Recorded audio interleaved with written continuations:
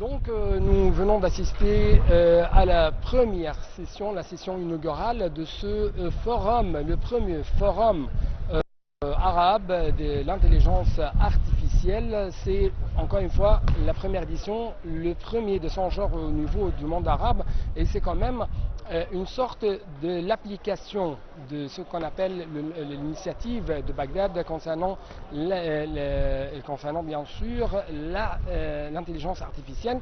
Nous venons d'assister à la séance inaugurale à des discours très importants lancés par le secrétaire général de la Ligue arabe, M. Ahmed Abourit, où il a prononcé, ou quand même il a souligné l'importance de renforcer la présence et la position des pays arabes dans ce nouveau domaine, parce que bien sûr, il y a des opportunités, mais aussi il y a des risques. Et donc, l'un des buts de ce forum, c'était quand même, nous pouvons renforcer le partenariat entre le secteur privé et le secteur public.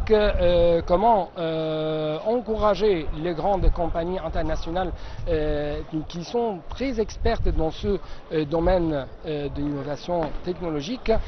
Tout ça donc se propose dans les différentes sessions qu'on a aujourd'hui. Et j'ai actuellement l'honneur d'avoir avec moi Madame Mona Suleiman Habib. C'est une experte égyptienne en sciences des données et d'intelligence artificielle, mais aussi c'est une représentante de l'une de grandes compagnies qui sont leaders dans le domaine des nouvelles technologies, de l'innovation technologique. Merci beaucoup pour votre présence pour cette interview. Merci à vous. Merci beaucoup. Et donc, pour commencer, je dois jeter plus de lumière sur comment vous suivez les différents discours qui ont été prononcés et comment, quand même, vous estimez l'importance de la tenue de tels forums actuellement. C'est un plaisir d'être présente ici et c'est vraiment un grand honneur de voir l'importance de l'intelligence artificielle et de tous les événements et l'évolution actuelle qui est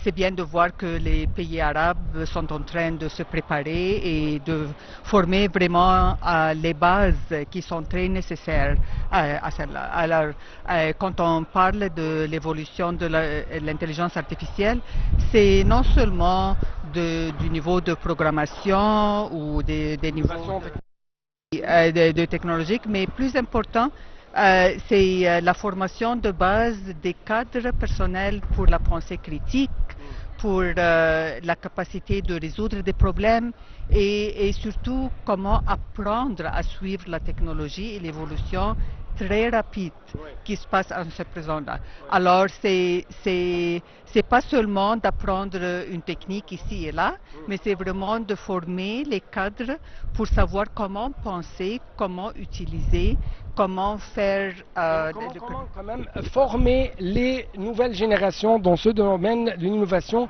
d'où provient, si je peux dire, ce support apporté par le chef de la Ligue arabe, M. Ahmed Abourit, que ce soit à travers sa participation quand même, à travers je peux dire, ses soutiens au niveau de comment renforcer les partenariats entre le secteur privé et le secteur public dans ce domaine au niveau du monde arabe. C'est ça. Alors, le partenariat, c'est entre les deux secteurs et aussi avec le secteur académique et les compagnies internationales. C'est très important pour ne pas répéter les mêmes efforts mais surtout de collaborer, alors travailler ensemble, surtout pour former toutes les bases nécessaires, soit pour les modèles, soit pour la formation, soit pour les applications dans des secteurs différents. Mais, et puis, cette base va nous permettre à prendre des étapes plus importantes qui bâtissent sur cette base-là. Alors c'est très important de ne pas répéter les mêmes efforts partout, c'est pour ça que le partenariat est très très important.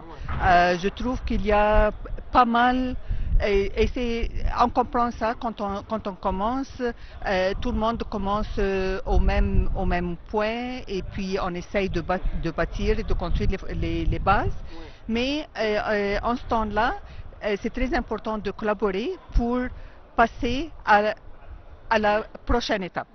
En fait, on trouve que ce soit le ministre de Communication et de l'Information technologique, Dr Amlo Talado quand même, monsieur le chef de la Ligue arabe, les deux ont souligné l'importance de s'occuper un peu plus de la nouvelle génération.